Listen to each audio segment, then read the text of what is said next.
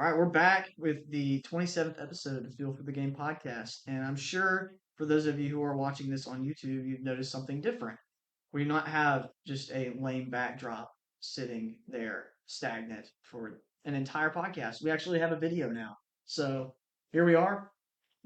We're prepared to make a little bit of a change here. This is a little bit different for us. We're not really used to doing video, obviously. We've been recording a podcast for half a year doing just audio. So bear with us. It's probably going to be a little awkward, so we'll try to make it interesting. But we're going to go ahead and get into the national championship game recap. This is our last recap for the whole season, which is kind of sad. I mean, Blue ball.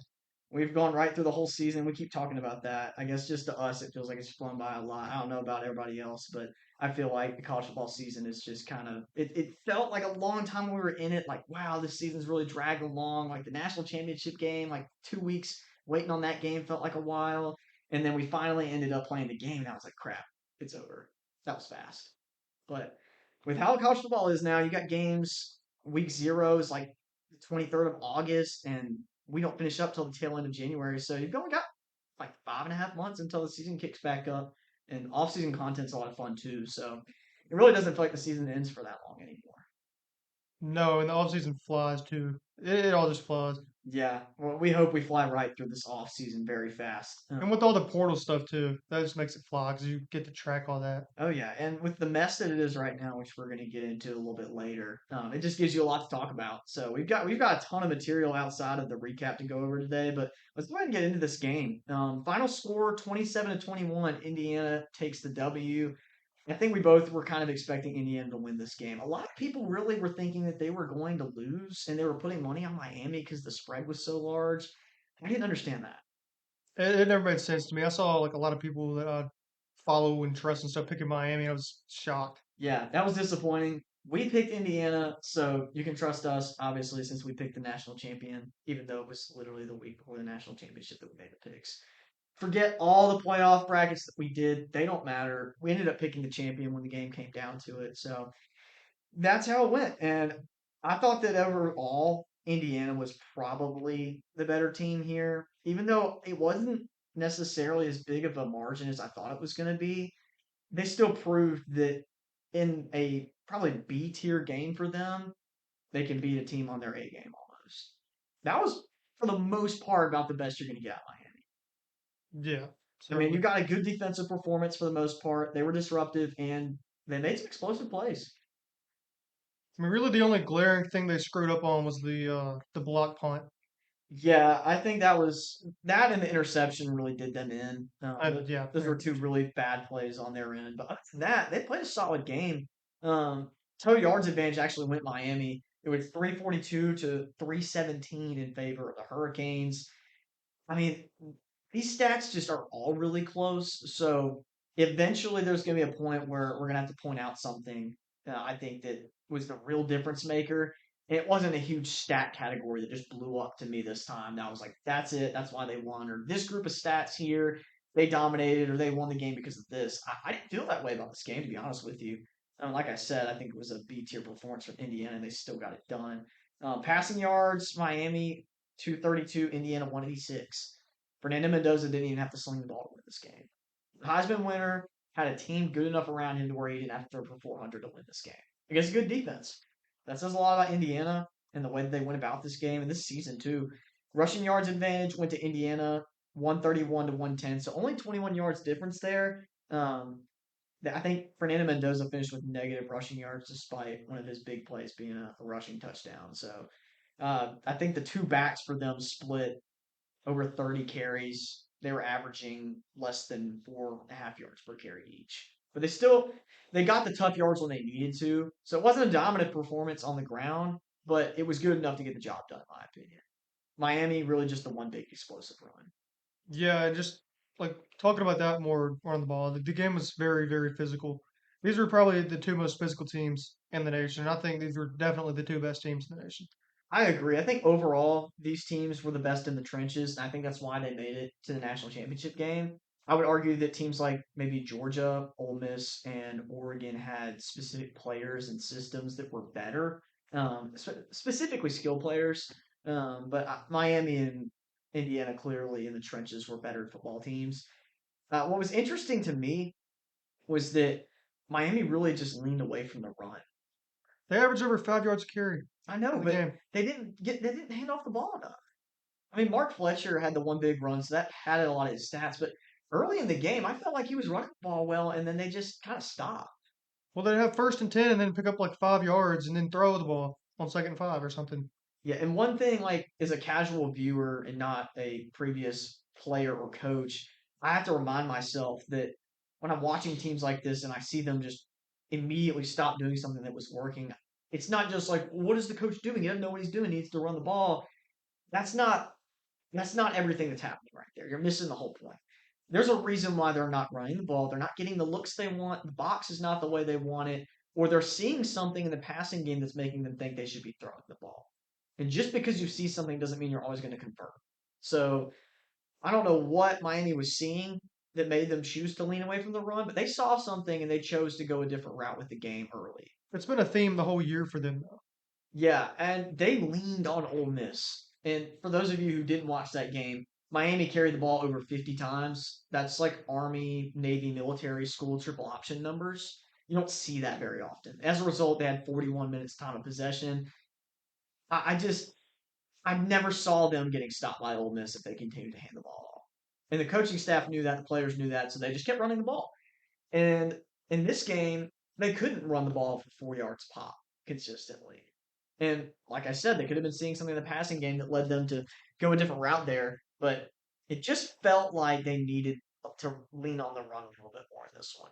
I think they just leaned on the pass just too much here. And then I think one of the key factors here that gave Miami a chance was their pass rush. Like last week or the week before last, because it's been 2 weeks since the semifinals, Which is a whole other issue. whole nother problem that we're going to talk about at some point. But Ole Miss was not really affected by the pass rush of Miami in that football game. The pressure, yes, but as far as like actual sacks and losing yards, Ole Miss didn't get put behind the chains very often unless it was penalties. So I was looking for that to be an impact here. Ruben Bain and Mesidor both were very impactful here. I think Akeem Mesidor had 2 sacks in this game. So he was in the backfield making an impact during the game. Indiana only had 1 sack in this game. And I thought they'd be a little more disruptive. That's all credit to Miami's offensive line. I mean, we knew that they were one of the best offensive lines in the sport, but Indiana's been able to move just about everybody off the ball and cause pressure with different blitz packages and just rushing forward. They've been able to create pressure. In this game, they really weren't able to do that very well. Until the end of the game when it mattered, they were able to apply some pressure. Overall, though, Miami did win in the trenches on defense there and a little bit on offense. Here's one that stuck out, though. Time of possession. Indiana, almost 37 minutes time of possession. Miami, about 23. I mean, that's a big gap. After we just saw Miami win the time of possession against Ole Miss by like 17 minutes, they get gapped here. I mean, I'm I surprised think by that's a that, big deal. to be honest. I didn't realize watching the game that it was that much difference.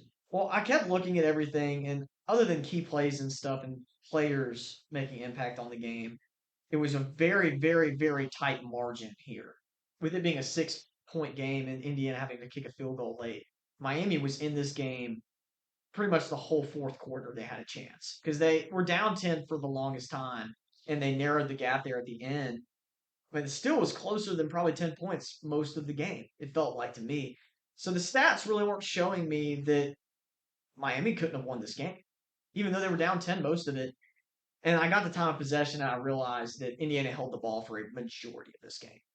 They really did. And the third down conversions, Indiana was 8 for 18 on third and fourth down. Miami was 4 for 12 on third and fourth down. So that's a lot of changes of possession there. Even though it doesn't look like a huge gap between the teams, those possessions ended up being long possessions for Indiana.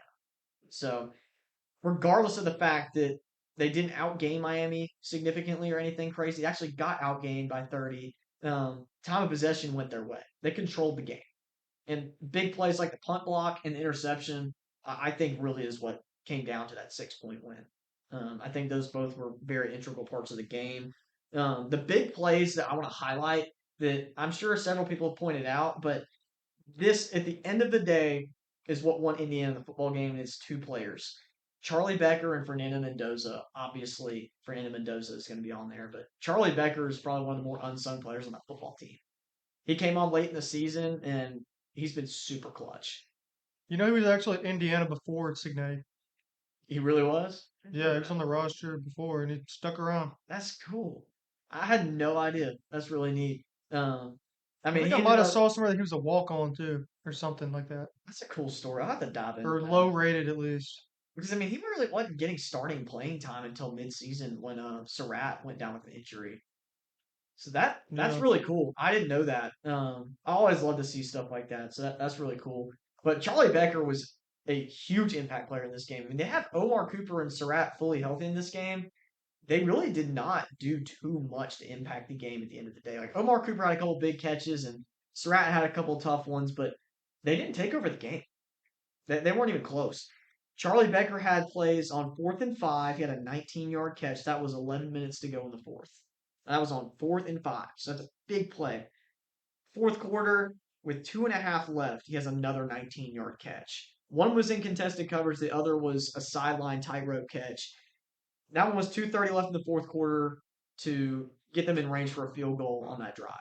So if he doesn't catch both those passes, they're probably in a really tough bind there.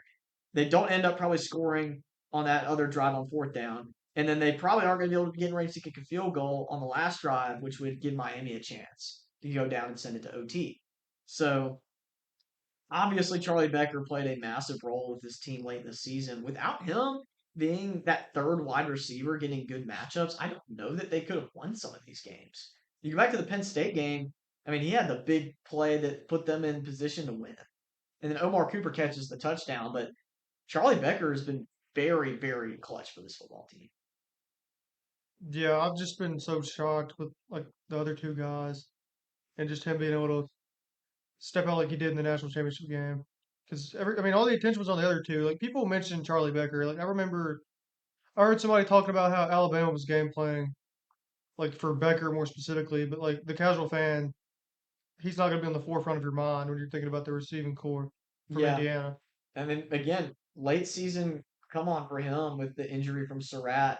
I think the coaches knew that they could rely on him. And Fernando Mendoza pretty quickly picked up that he was a very reliable player. I'm sure with the chemistry and practice, he knew that to be the case. But he didn't miss a beat once he got in the game. So very, very important player for Indiana, and he stayed healthy and made an impact pretty much the entire postseason. He had a big touchdown against Alabama. He played really well in that game. Fernando Mendoza had that 12-yard touchdown run also on 4th and 4 to score and put them up. I think that was probably the biggest play of the game for me. Seeing the quarterback who's not known for being a dual threat guy, Heisman winner, yeah, he's an incredible player, but he's known for his poise, his precision, his accuracy, and his pocket presence and his decision making. All those things. Tough runs where he breaks multiple tackles, that's just not something that people are really going to talk about when you say Fernando Mendoza. And that run was special. If that was in the Big Ten championship game, he would have been 100% the favorite to win the Heisman. He Okay. wouldn't have just been 90%. He would have been 100%. That was a Heisman play. And we talked about this already, I think a week or two ago, about Diego Pavia, his kind of fall off at the end of the season. Not necessarily in play, but just with how people kind of viewed him as a Heisman campaign before Mendoza really took storm in the Big Ten championship. People were saying he should have won it. We said the same thing, or at least I did. Um, I think Mendoza's completely backed up winning that trophy ever since they handed it to him. So he totally deserves it. That play just stands out to me, even though he already had the award. He was just representing that award further and further after he got it. So very impressed with that touchdown run from him. That was huge. They needed that very badly. Miami had a lot of explosives too.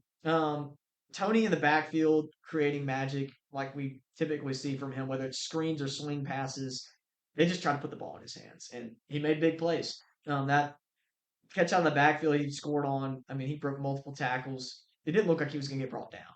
Like there were guys in position, but I just as soon as I saw him get past the first line of defense, it just felt like he was going to score. You know, People that move like him are rare. yeah, very rare. 3-star true freshman that can move like He that, was a three especially star. rare. Yeah, Who the heck was rating him? That's just We're going to ridiculous. talk about that in a minute. We're not going to talk about as much high school ratings coming out freshman year. We're going to talk about transfer portal rankings a little bit. I think that'll be a fun conversation. Um, but yeah, he was very, very impactful out of the backfield. He had a couple big catches past the line. Mark Fletcher's big touchdown run really is what gave the team a spark. I kind of was getting lulled to sleep by the game, I'm not going to lie. And then he breaks off that run, and I was locked right back in there. So Miami reignited with that touchdown run. That was really big. I mean, other than that, though, I really felt like Indiana played conservative and they kind of let this game be handled by the trenches on offense and just slowly eating clock, getting their team in position to try to score. If they didn't score, they were knocking down the field goals. So that late field goal decision from Curtis Ignetti, a lot of people may have in the moment probably criticized that. I would imagine it's the national championship game. We're just gonna kick a field goal and let them have a chance to win with a touchdown. I know Ole Miss probably wouldn't have done that, even with Pete Golding making the decisions. I think he probably knows you probably need to go for the I know the touchdown here. reason they did it. It's because Carson Beck was the quarterback who had to go be clutch. You know, even after how he played against Ole Miss, I think that's a pretty reasonable statement. If I'm Indiana and it's Kurt Signetti, I have faith in my defense. I mean, all season they've proven to be one of the best units in college football across the board. I do. I would say you do need to have faith in those units at times. So kick the field goal. I don't have a problem with that call. I'm just saying there's probably a lot of people in the moment. I was like, why is he going for the touchdown here? They've done it already. But you don't make it there. You give Carson Beck a chance to not have to win the game with a touchdown. You give Malachi Tony or Mark Fletcher one big explosive play or two, kick a field goal, OT, then it's no holds bar at that point. So Kurt Signetti said, all right, kick the field goal. We chew the clock. We put points on the board. Let's make them go win the game. Right? And they couldn't do it. At the end of the day, Mendoza made the plays necessary for his team to win. Carson Beck came up a little bit short. I thought he played all right, but your last college snap being an interception in the national championship is going to suck for a long time. And we talked about this with him a lot. That's seems to be his character as a quarterback. So I know scouts are going to be looking at that. Unfortunately for Carson Beck, his late resurgence of his career, I think, is going to help his stock in the draft this year. But I don't think I'd take him in the first round, maybe even the second. Or the third. And if you're landing maybe undrafted free agent, probably not picking him up.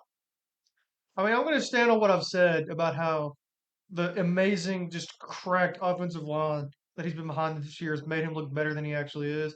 I mean, if this dude were to go to like the Jets or something, he would get mauled and look terrible. Yeah, I don't feel good about him if he goes to the Jets. That's one place. Like the Jets or the That's Raiders, just example now. I wouldn't feel great about that. But I mean, he kind of reminds me of how Sam Darnold was coming out of college. Like, except he was probably a little bit more touted than Carson Beck. People have seen Carson Beck for so long, we kind of know what to expect. But I think he has potential if he lands on the right team. If he has time to develop in the NFL, he could be okay. It just have to be the like best circumstances. He'd I have to go to agree. a really good franchise. I don't think he's the kind of guy that you can send anywhere and expect results. No. So we'll see with Carson Beck what the future has in store for him. But that's how it ends with him at Miami. I think that we probably got more than we expected out of him this season for sure. So got to give him some credit there. His performance against Ole Miss was really special, and I did see a lot of improvement from him in certain areas. Yes, the interceptions were still a little high this year, but he cleaned it up in certain games. He really did. He did. So I think he improved as a player. Mendoza, I mean, he was just the difference maker here. Receivers for Indiana, Charlie Becker, big difference makers. Running backs didn't have a big game, but they got tough yards in this one. Overall, Indiana just did what they've been doing. They imposed their will again. The block punts, I mean, they have block punts in what? Was it all three of those playoff games? They block one against Bama. That's what I'm trying to figure out. I think they did. I had to double check that, but if they had I can block check punts that in for all us real three quick. playoff games, that would be ridiculous. That just shows how dominant this team is as a whole and how well they can execute if they are able to. Even just the two against Oregon and Miami in the semifinals of the national championship on the biggest stage, you get two block punts. That's crazy. Um, the team as a whole, they deserve all the credit for being as consistent as they've been. I mean, they're And like we talked about last week, I don't know that there's a team in college football history that's as across the board, consecutively, I guess, trying to find the best way to say this. Not consistent because consistent just implies that they did the same thing. Um, they just continually were able to put out the same product, and that was success. They never really dropped off. Even in the Penn State game when they were slow, they really weren't slow. Like they were slow enough to give the other team a chance on a good day, but they walked right down the field when it mattered most to put the ball in the end zone. So even if they lost that game, I still think they probably would have gone on to win the whole thing. I don't think that would have changed anything for me. They also had a close game with Iowa. People forget Yeah, about it. It was like 20-15. Iowa did that to Oregon too. I think Iowa just has a way of doing that to teams. I don't really chalk that up to a like, ooh, that was kind of sketchy thing. Like, even if they had lost that one, I mean, I don't think that changes the team very much. I mean, they were a good team. I mean, we saw them beat Vanderbilt in bowl season. Yeah, that was a tough one for me. I obviously picked Vanderbilt in that one and wanted Diego Pavia to finish out strong. And he played well, but Iowa got the best of that team. They almost Indiana got the best of it also, once. they did not block a punt against Bama. Sure felt like they did with how bad they beat that football team. But they just made a statement throughout the whole playoffs that they were going to be more physical and execute better than other teams. Miami penalties have been a problem. Indiana doesn't have penalties. They don't have big turnovers. This team is a special team. I think at some point we may piece together a debate in the offseason about which team truly is the best team of all time. Technically, it is Indiana because they're the only team to ever go 16-0. So you could pull that card, but at the end of the day, they could not push the ball down the field as good as that LSU 2019 team. Nobody ever has. Nobody could And stop that I team. don't know Nobody if have a anybody ever chance to will. stop that team. But defense, Indiana's definitely special teams and defense. Indiana's definitely got beat on that one. But congratulations to Indiana. This was a really fun season. As an Ole Miss fan who didn't see their team win the Natty, I, I'm a little disappointed, but Indiana clearly deserved it, and I'm just glad that they won it, and we didn't see Alabama, Ohio State, Georgia, or any of our repeat teams continually seem to find their way in and win. For real. So, new season, new era. Kurt Signetti's a proven winner. Look him up. They're going to keep winning. I don't think that this was a one hit wonder for them. No, they're not going anywhere. All right, well, I think that kind of does it for the last game recap we're going to have for the 2025-2026 season. We're going to go ahead and move into our top 25 final ranking for the whole season. Kick it off with ours first, and then we'll talk a little bit about the AP poll right here. Um, I had Landon and I kind of come together on this one because up to this point we've been doing our own rankings. If you've been following our social on Instagram, we've just posted those there up to this point. Our last ranking we're going to do together though. So right before the pod, we decided to kind of mesh our rankings together. I'll start at number one with Indiana, obviously, and Miami at two. We have Ole Miss at three, Ohio State 4, Oregon 5, Georgia 6, A&M at 7, Texas Tech 8, Notre Dame at 9. And I want to stop at that point right there. A lot of people still have Notre Dame outside the top 12 because they didn't make the playoffs. I think if Notre Dame made the playoffs, they could have absolutely had a chance to win some games.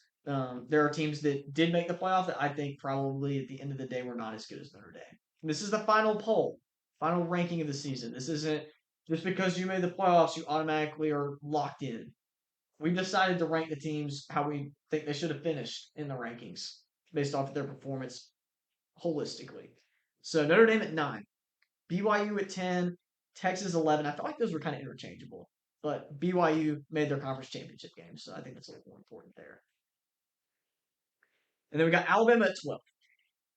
And here's where I had a hard time with this one because I picked Alabama to win the Natty, obviously preseason, and I picked them in a lot of games I probably shouldn't have picked them in. That blowout loss to Georgia and then getting blown out by Indiana, despite the fact that they went into Norman at night and won, just did not sit well with me. I don't think that team deserves to be in the top 10. I mean, do you feel the same way I do? I couldn't justify that. I mean, I would agree just with how poorly the year ended. And then, I mean, them beating OU. OU is really just, or this year at least, they were just a worse version of Alabama, if I I'm being agree. honest. They could be more explosive at times than Alabama, but neither team could run the ball. So I don't like either of those teams very much. OU at 13 as a result of that. I think that's about where they fall for me. I think that Texas, since they already beat Oklahoma, I mean, they deserve to be ahead of them. And BYU making their conference championship game and Notre Dame playing the way they did down the stretch, I think they all deserve to be above those teams. I have Utah at 14, completely dominant performance in their bowl game against a depleted Nebraska team with little hope left. They just laid the hammer on them. I like Utah. They finished their season a little bumpy, but that last game was a good kind of just smooth over to cap off the season for them. Vanderbilt at 15. I did not put Iowa ahead of Vanderbilt, and Landon agrees with me. I think they deserve to finish in the top 15 after this season. I Oh, think it's that, disappointing not making the playoffs, honestly, for them. yeah, I mean, just full body of work. I would still give them a little bit of an edge. I agree. I think it's fair for them for sure. They're a really, really good football team that can beat just about anybody on any given day, in my opinion. Maybe other than Indiana and Miami. Got USC at 16, despite the loss to TCU in the bowl game. When this team has all their players and they're fully healthy, I think full body of work, they deserve to be where they're at in this ranking. TCU was very solid, but at the end of the day, I think that their bowl game win there was kind of a result of opt outs. And I just have a hard time chalking up the games where a lot of guys aren't really playing. You know, I think USC at their maximum potential at the end of the season deserves to be at number 16. They did lose to Ken Seals, though. Oh yeah, we got to give Ken Seals his flowers. He did get the win there, and I know that we're probably not going to be ranking them in this ranking, but they definitely are very, very close to being there. And you can make the argument they deserve to be in the top 25. I just think that that end of the season game against USC in the bowl, it wasn't really fair to rank them very highly based off of winning that game.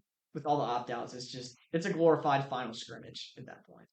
So give them credit where credit's due, but I'm not knocking USC for that loss. That was still a good team they played. Iowa is 17. I think they deserve to be there. They played close games all season and beat a lot of teams that they were supposed to beat by a lot of points. So a little bit of improvement from offensively with Iowa. I think that's a good place to start with them. I mean, even though they didn't do anything this season really of note, their offense is a little bit better. They did not have a 2,000-yard passer, I don't think, though. So something to work on there maybe. But points per game, they were better. Yep. So credit to Iowa there. Maybe that starts a positive trend, and we don't have to watch the kind of offense that we've been watching from them for the past 3 decades. This year was probably just an anomaly, unfortunately, if I had I to think guess. you're right. I think it's like a Nate Sudfield anomaly. Like we're gonna end up back where we started. Yeah. Mark Gronowski, I think, is done at the college level now. I think he's out of eligibility, so they're going to be looking for a new quarterback, unfortunately, and probably regressing at that position. So Michigan at 18. I don't know how I feel about this one. With the bowl game, both teams being pretty healthy, they got shellacked by Texas. They were not close to being as good as Texas in that game. Texas being a team on the rise, I feel like Michigan was just falling every single day that they continued to be a program until they made a new hire. You know, it just felt like they were slowly plummeting as a program. I think Kyle Winningham can right the ship there. We'll see. I'm not overly optimistic about that team heading into next year, but this is a final ranking for this season, and that could be a little high for me. I think we both agree that at the end of the day, they were able to get some decent wins. Beating Washington pretty handily was a good win to me. Um, and in the Big Ten, being able to do what they did, 18 is not a bad spot for them. We've got Houston at 19. I thought Houston really closed out the season well. I was impressed with Houston. I think offensively they had some struggles in the middle early of the season, but they start piecing it together late.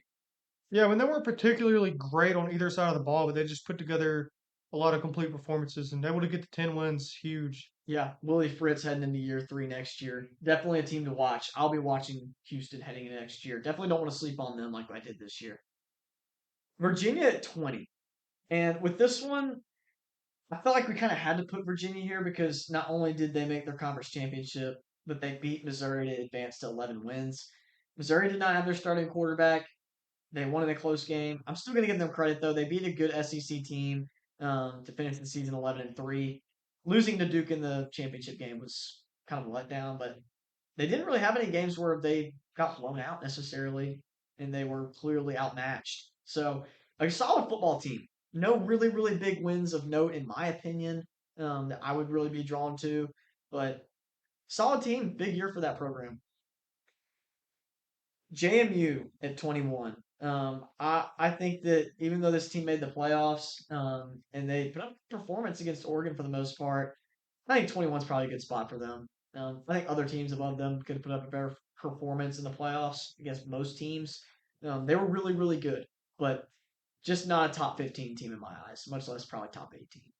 Yeah, I mean, this is about where they were ranked heading into the playoffs. Yeah, I think that was about right. I think they had that right. The committee had JMU right. I just don't like how they got there necessarily. For the criteria and what's worth, I think they had it right.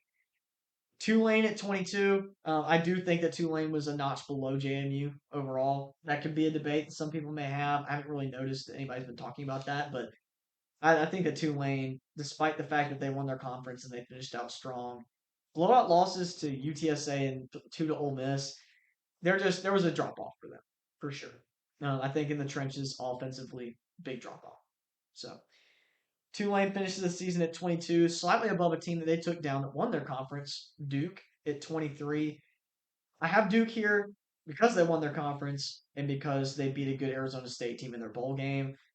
This team's not bad, but their early season woes against out of conference opponents really were kind of something that held me back from thinking they could be any good.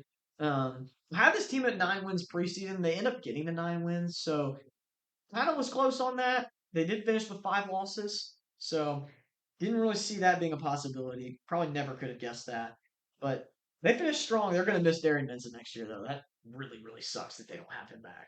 Yeah, that's a wild situation going on over there. He's like been sued, I think. Yeah, there's some crazy stuff going on between Damon Williams, Darian Mensah, Prince Mamielin, and TJ Dottery leaving Ole Miss. Like, you've got crazy stuff going on with college football and the transfer portal, and NIL deals and contracts. It's just a mess. It's a complete mess. And we'll get into that shortly. Um, but Duke at 23, I have Navy at 24. I think you got to put some respect on the Navy midshipmen. They played a really good season this year. I think they had 11 wins, right? Yeah, I think it was 11-2. 11-2. Another really solid season for that football team. They win the Army Navy game, which is basically their Super Bowl. So I'm sure that they're very pleased with where they're at as a program right now, despite the fact that they don't really have to recruit or use a transfer portal. They just put good product on the field every year for the Yeah. most part. So good year for Navy. To cap off our final spot, we have SMU getting a good win against Arizona in the last game of the season for them in their bowl. They almost gave that one away, but they held on. Kevin Jennings just was off on a tear in the first quarter and then finished out the game very poorly. So, not what you wanted to see from him to end the season. He's got one more year of eligibility left. I'd like to see him take a big step forward protecting the football. For me, he's got all the attributes to be a good quarterback. He's very explosive and very agile. Got to cut down on the big mistakes, taking sacks, fumbles, and interceptions for him. Got to improve there. But SMU finished with 9 wins. The win against Miami, the runner-up. I think that's a pretty good win to hang your hat on it in the season for Rhett Lashley. I think he's probably glad he stayed there. But at the end of the day, they're going to have to bring in some talent going into this year and take a step up to get back to where they were last year. So that caps off our top 25. And I think we're going to be moving to our way too early top 25. I've seen a lot of those dropping lately. More than that can count. Yeah, unfortunately. Well, it looks like we're not going to be doing one of those today. And that's because they're stupid. So, psych, we're not going to do one. Complete waste of time to make right now. If you've seen anybody posting those, it's for clicks. It's okay to say that that's for clicks. It can be for clicks. That's fine, but we're not going to do that. We don't really get that many clicks anyway, but we're not going to be needing to farm for those, and we're not going to post a way too early top 25. Give us a couple weeks, maybe a couple months when rosters are finalized. We'll put out a top 25 that's a little bit too early. I just don't see a need for it right now, to be honest with you. I don't think there's a point. Why don't we just release it after like spring ball or something? Yeah, that's probably fair. I mean, once teams have some buzz going around, maybe who's possibly a little bit more of an upriser with their portal class, like I'm gonna want to know how OSU looks, and I'm not talking about Ohio State. I'm talking about Oklahoma State. Teams like that, Wisconsin, teams that are trying to be on the mend. I want to know how those teams are looking because they're absolutely being counted out right now, completely counted out. They could end up being top 20 teams very quickly if things go their way. So I'll be listening during spring camp for buzz around those teams, and obviously finalizing a roster is a big deal. So Maybe we could go to a spring game.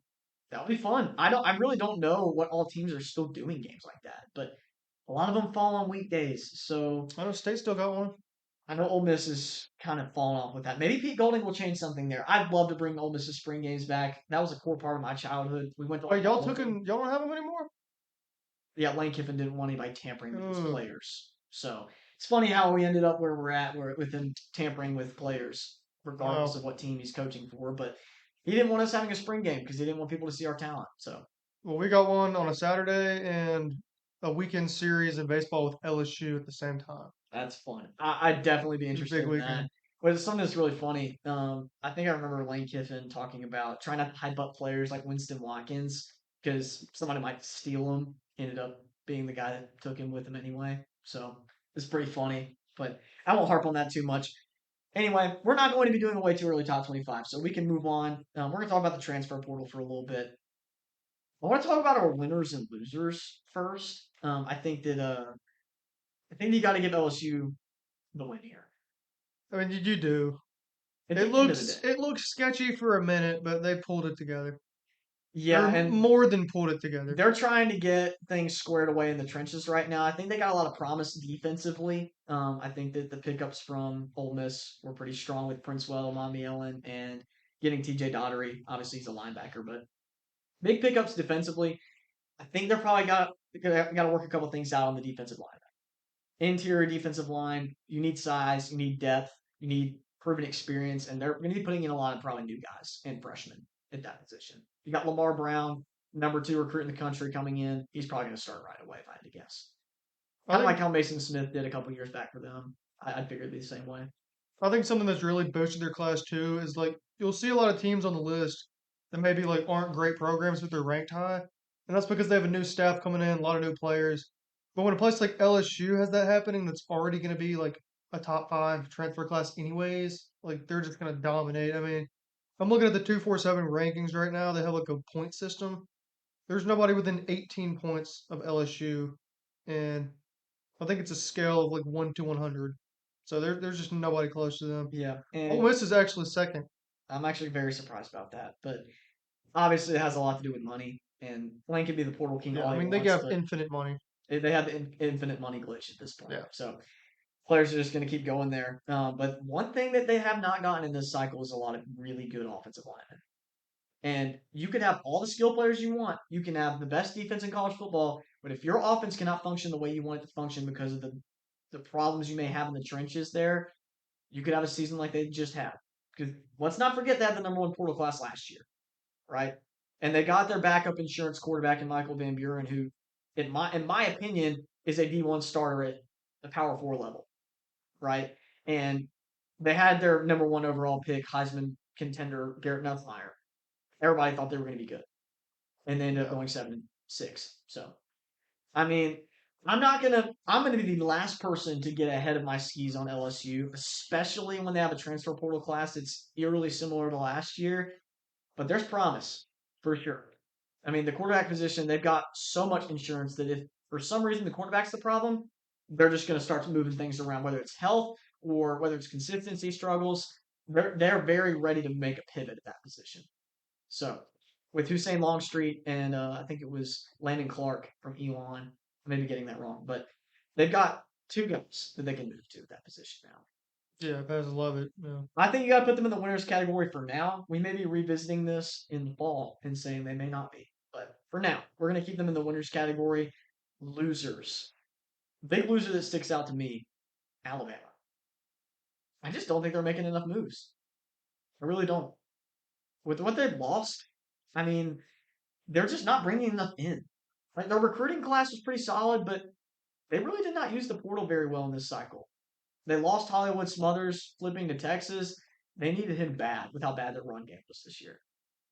Yeah, I mean, I'm seeing their class right now down at 15, but that's only 16 commits. And Alabama having a class like that low, I mean, that's very low for Alabama. Yeah, and to say they're a loser could be a stretch, but I just, for right now, I don't feel very good about that. And again, not everything's about stars, not everything's about quantity. You need quality. Teams like Indiana have been proving that, and we'll have to talk about that more as the off season goes along. But I think that we may start seeing teams start pushing for quality and maybe more consistency from veteran players instead of stars in the portal. I don't know, but those are my winners and losers as of right now. I think there are some other teams we probably could get into a little more nitty gritty on maybe whether they're underperforming or overperforming, but a lot of that you really won't know until you see it on the field. So for right now, those are the two teams that clearly stand out to me. And then I think there's a real issue with the player rankings that we need to talk about. As far as guys being rated above other guys or guys being just way too far down on the list to just get lost. Yeah. I think that's insane. There's one more stat about the classes that I wanted to throw out here. It's the on three, they do a transfer portal index. They factor in who is transferred out versus who's transferred in. LSU in that is number 4. Mississippi State's actually number 13 in that. It's not bad. Ole Miss is 21, and then Alabama, we were just talking about, is down at 45. Yeah. That's a little bit more in depth and it's going to tell you exactly where they're at probably because of guys leaving, whether it's draft or whether they're leaving and going to different programs because they had a lot of guys transfer out. So with that being said, they're not bringing in a lot of proven production at certain positions. That ranking reflects that. And again, they may still be just fine. We'll see. How they evaluate talent could be different than other teams right now. So that's something to keep an eye on. But yeah, I don't love the player rankings. I really don't. I think that when you look at guys like DJ Lagway and Dylan Raiola being significantly ahead of other guys that they probably shouldn't be ahead of, that's just frustrating. I think that we've got a couple players that we're going to key in on when we get to that, but I think that they're a little bit too high. There's a lot of other really good quarterbacks in that cycle that I think are underrated. Skill position players, I could go on about this, and so I won't. But there are so many guys in the portal right now that have proven to be very solid multi-year starters with 1,000-yard rushing seasons and receiving seasons. Danny Scudero got picked up by Colorado, complete gem. He's not getting any credit on rankings. If you look at on three, if you look at, I think on three might be a little bit better than 247, but 247 has him buried, absolutely buried. It's a complete shame. He should have won the Belenikoff, and he's somehow buried on the transfer portal chart. Like I just don't understand that. The stars don't really make much sense to me for 247. Well, they still bake in like the high school recruiting, which like once you get in college and you're playing college ball, it should be a whole new ranking you get 100%. based on your performance I think on in three is a little college. bit more on base with that. We're just trying not to poach all of their stuff, right? But it's ridiculous. At the end of the day, all of it's kind of a little bit scattered and doesn't really accurately reflect how good some of these players are. Maybe how not really sure we are on some of these guys, like DJ Lagway and Sam Levitt. Yeah, they've had maybe half of a good season of play from both of them, like really good. I'd say the other season and a half, not that great, kind of up in the air, especially DJ Lagway. We don't know what he's going to do. So Baylor's going to have to find that out, but they may find it out the hard way. I want to get to impact players, maybe gems. One more thing to add about that.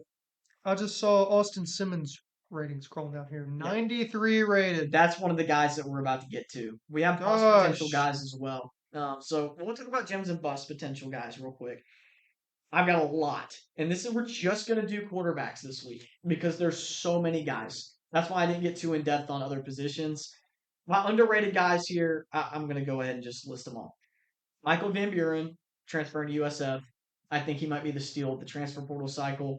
Byron Brown, not to be unsung, is the guy leaving from USF going to Auburn. I think he may be one of the most impactful guys in college football next year. He's going to be a beast. Deuce Knight leaving Auburn. So this is a trail effect. You have Byron Brown leave, right? He's going to Auburn. Deuce Knight leaves Auburn, goes to Ole Miss.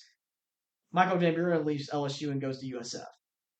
Hmm. All three of those teams are majorly impacted by one guy moving or one coach leaving, right? So all three of those guys in my eyes are three of the better transfer quarterbacks in this whole class. Dual threat ability off the charts from Deuce Knight and Byron Brown. You've got the guy that can run over anybody with Byron Brown. You've got Deuce Knight, who looks like he can't be tackled. He's got a long stride. He's quick. He is hard to tackle in the open field.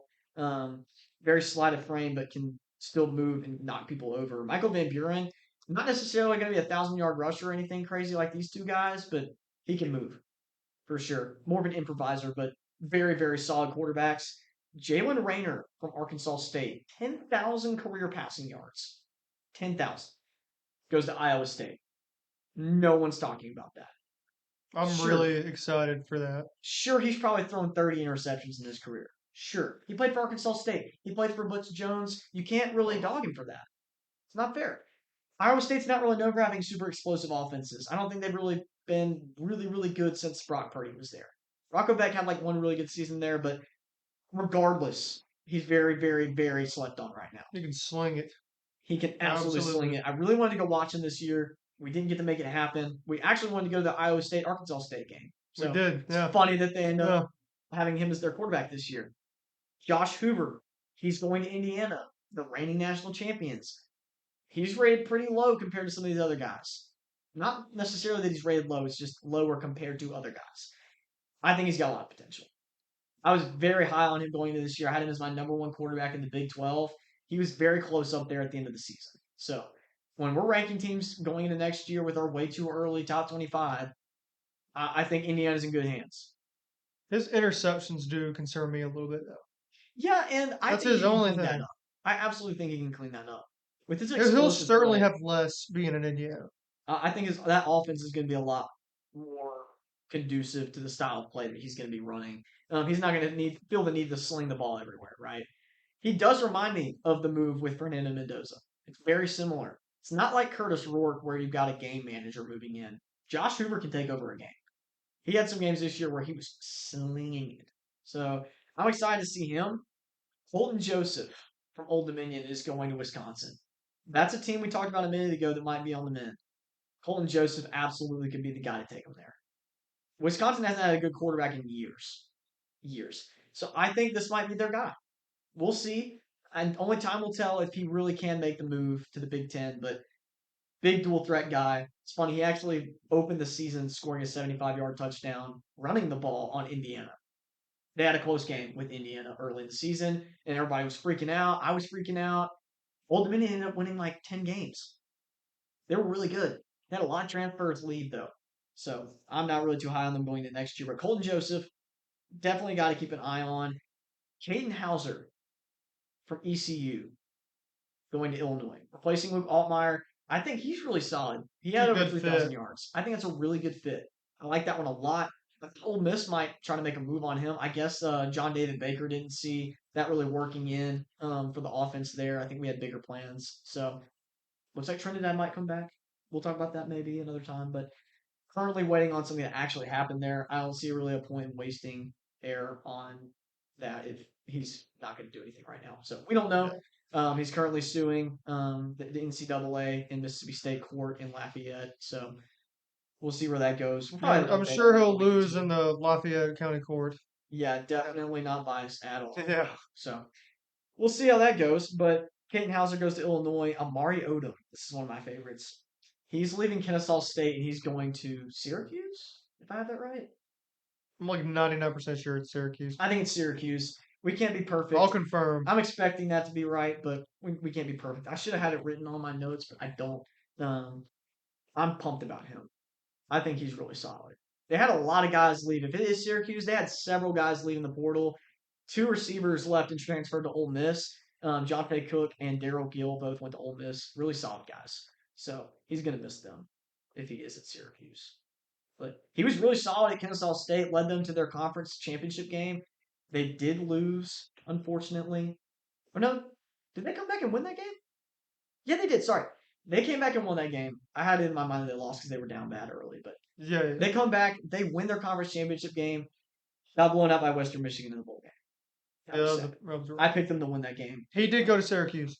All right, so Also, something else funny to note here. I noticed two things on Syracuse's page. They have a commit named Elijah Moore, transfer oh, from that, Florida State, and they that's a throwback. also picked up Malachi Nelson from Utah. I don't like that. I don't like that They at got a all. weird class. That's a weird quarterback room too. And they're gonna have a shoot. Is Steve Angeli gonna be coming back? I would think He so. should have gotten a medical red shirt. We'll double check that at some point, but that could be a really interesting quarterback battle to watch. I kind of chalked up Amari Odom as the starter for getting He's Angelica not. still there. Malachi Nelson sucks. Well, yeah, definitely not He thinking lost that the Malachi job. Nelson's going to start. He didn't even like start the whole year at UTEP. He lost to like Skylar Locklear, and he's so buns. Yeah, and we saw a couple multi-interception games from both of those guys. So Yeah. I think there was one game where Malachi Nelson had 4 picks at Ugh. UTEP. So not great from him. Moving on, Alonzo Barnett moved on from James Madison to UCF. I like that one a lot. That's gonna be fun. I'm really Gonna be pumped good. about that one. I really thought Wayne Knight was going to follow him there, but they actually got a really good running back from Louisville who's really explosive, averaged like almost 8 yards a carry. Slipping my mind what his name is. He'll be on probably our segment next week when we talk about running backs if we choose to do that one next week. But he's a stud. Barnett's probably going to be able to win games there, if I had to imagine. Did Wayne Knight go somewhere? He went to UCLA. Okay. I Yeah. think that's a really good pickup for the Bruins. They needed a guy like that. Really impactful player in the pass and running game. So I'm excited about Alonzo Barnett. I think UCF's got some big things planned for next year. I think they're going to shock a lot of people. I probably picked them to be on the winning side of a lot more games than most people next year. Ashton Daniels. This one's really intriguing to me because he came on late in the season. He has a lot of potential. He goes to Florida State with Gus Malzahn. I'm gonna be very skeptical, but also expecting there to be some play there for what they can do. I think they could be good. I just think they got to build around him. They got to do a lot in the portal, and they've been making moves in the portal, but they got to really beef up the trenches. They were bad on the offensive line this year. Yeah, I don't think Micah Pettis from Ole Miss helped very much. I'm not hating, but everybody was saying that could be a really impactful transfer leaving from Ole Miss. Our offensive line was much better this year. Much better. Way less holding calls, too. I didn't notice that. So, Aston Daniels to Florida State. Aaron Noland to Memphis. I like that one a lot. I think they had some other guys come in there, but I They really did. feel They like had he might be the another best. like highly touted guy, or was at one point. I can look for us. Regardless, though, Aaron Noland used to be a 5 star, committed to Ohio State, transferred to South Carolina, got stuck behind Julian Sayin, and also got stuck behind Lenore Sellers. I mean, what are you going to do, right? He gets his chance at Memphis. I think he's going to be the starter. If he's not, I wouldn't be shocked, but a guy with that much talent, I think he sees the field. I fully expect him to make an impact if he gets on the field. He's probably going to have to get used to the speed of play, even though he's had 2 years practicing with Power 4 teams. I think it's going to take him a little bit to get adjusted to being a starter. So we'll probably see some rust from him early in his career, but I expect big things from Aaron Noland. I think it was actually Arrington Maiden sticking around that I was thinking of.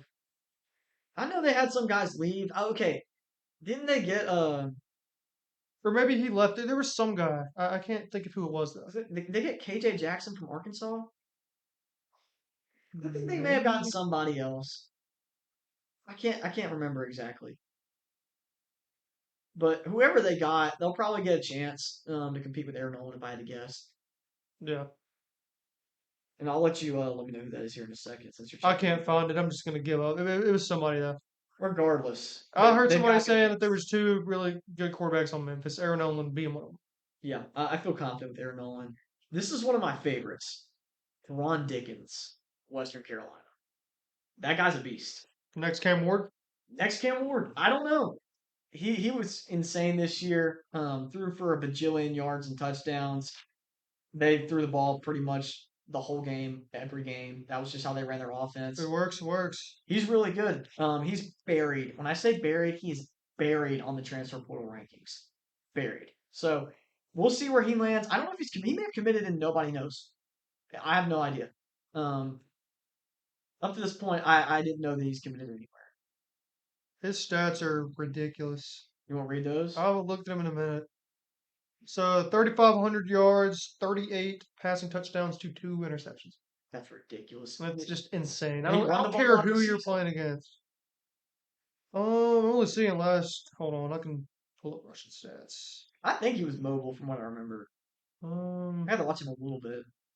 this is not showing Russian stats. Okay, he ran for 321 and a touchdown. It's not bad. He didn't have negative rushing yards in any game. Yeah, that's good. That means he can move.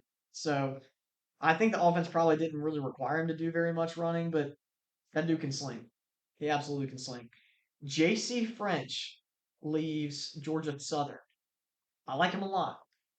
I forget exactly where he transferred to if you want to refresh me on that. I can look. I think it might have been a Big 12 team, but he was really solid for a while at Georgia Southern. He's been throwing for 3,000 yards for the past 2 seasons. They've had, honestly, not Cincinnati. okay. So he replaces Brendan Sorsby at Cincinnati. I don't hate that. I like that. I kind of view him as like a worse Brandon Sorsby.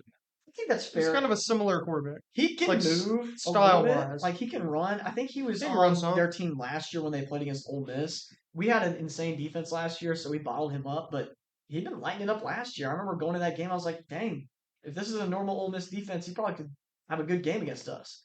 Shut him down. But the rest of the season, I think he played well last year and this year. So that's a big pickup for Cincinnati. I expect him to be solid. Now, people are going to have a problem with this. I don't care. Let's be controversial. Here's our overrated money drain players. And I say money drain because they're probably demanding multi-million dollar contracts. Don't think they deserve it. DJ Lagway, obviously. Um, he can prove us wrong. I'm all for that. He's got a lot of talent. It just hadn't translated for the past year. I think the game is Ole Miss and Georgia and Texas, which is funny. There were three of the best teams they played all year. He had his best games. So bright spot. But when you play bad competition and you play very bad football, it doesn't matter. You got to play good when you play everybody, or at least you got to play the top brand of football that you can play on any given day against bad teams anyway. Shouldn't play down your competition. I don't know if that was a Florida problem or a DJ Lagway problem. May have been a DJ Lagway problem because he didn't stick around. So I figured that John Summerall would have kept him on the team if he could have, and it didn't sound like he wanted to. Sam Levitt, a lot of people are gonna have a problem with that. Until I see consistency from the quarterback position at LSU, one, I don't know that anybody can just walk in there and be perfect. Two, he's had some really, really, really weird games. We were at one. That's for sure. We won't overhype that game.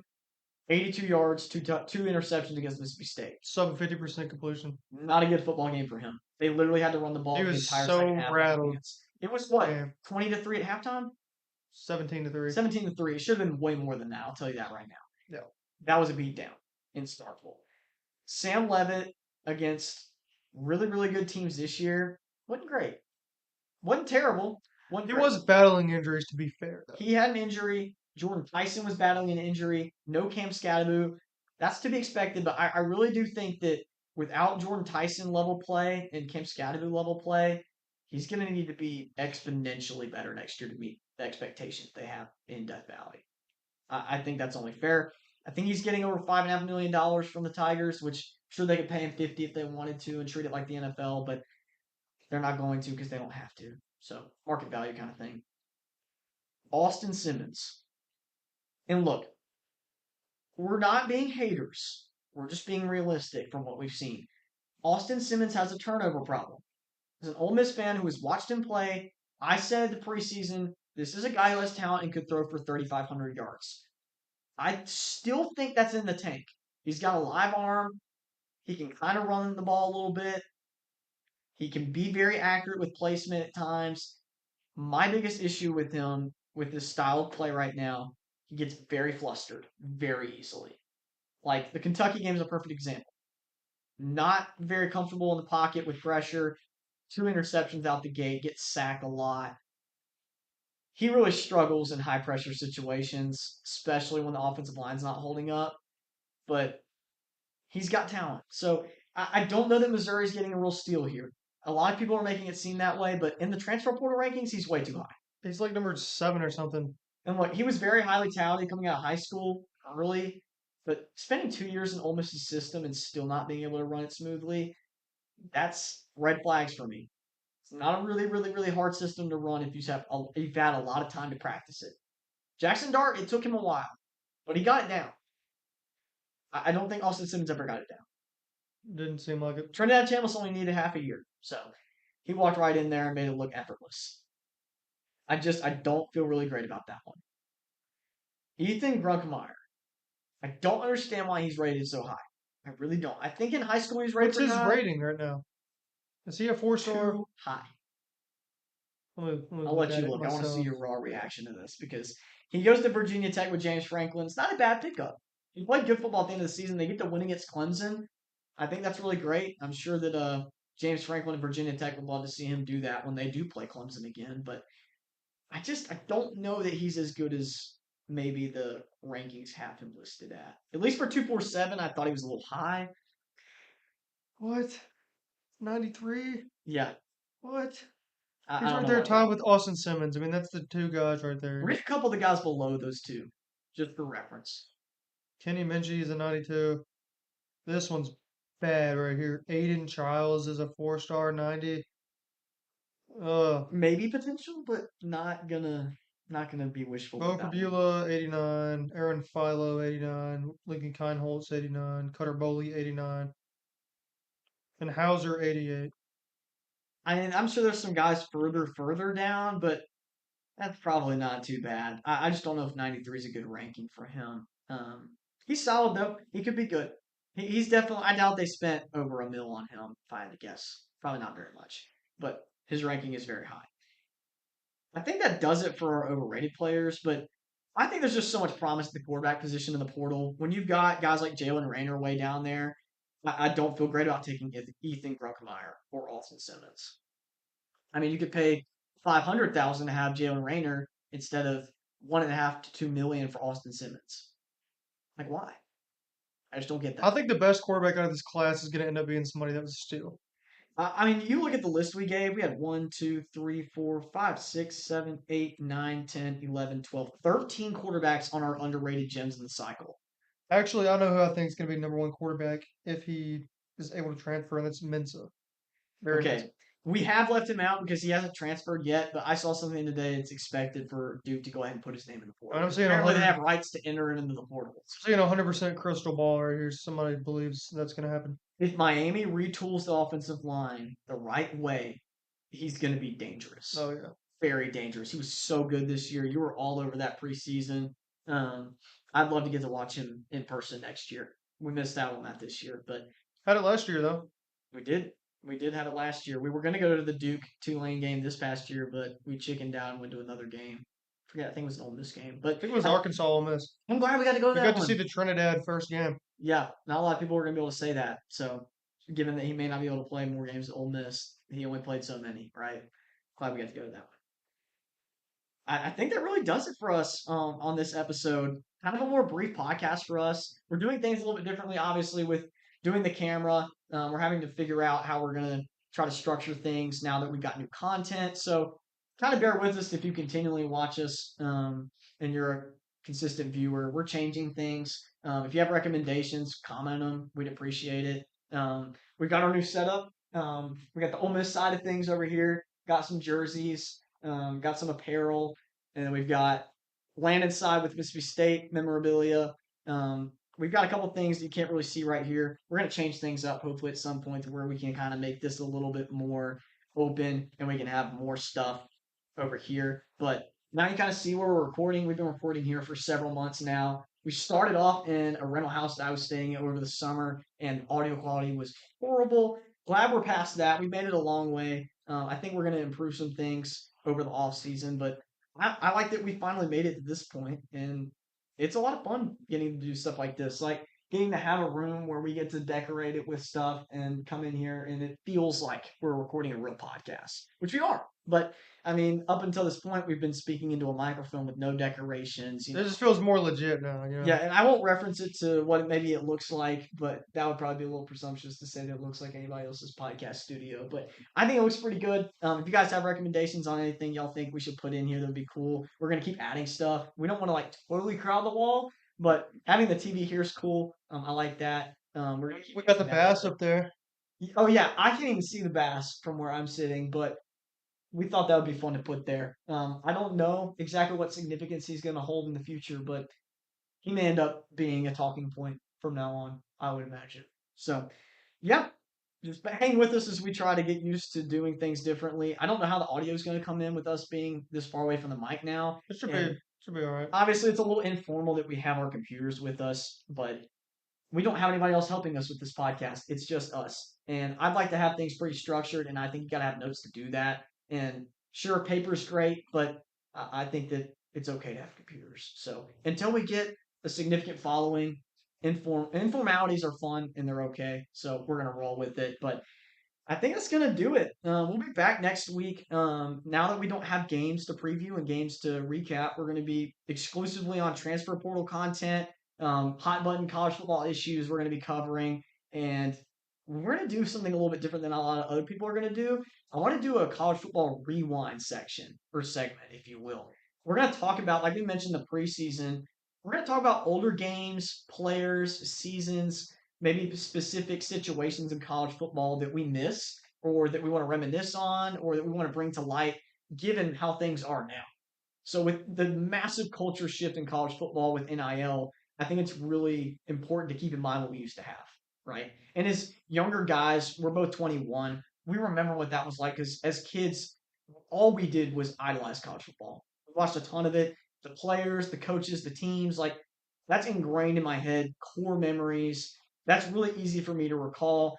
A lot of other people that do stuff like this are very much older than us. I would say probably in the 40 to 50-year-old range. They remember college football before all that.